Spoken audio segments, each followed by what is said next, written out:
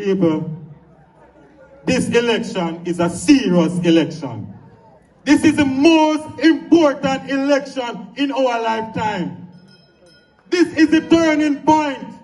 We would have navigated the treacherous waters already.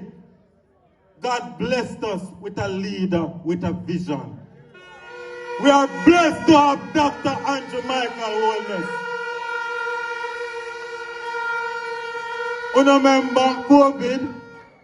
COVID was the worst thing that happened to this country and the world in general.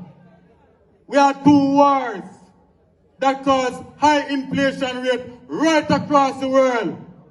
But under the vision and the leadership of Dr. Andrew Michael Holness, we are the best economy in the hemisphere, in this Caribbean region, to the extent where the IMF came for our finance minister.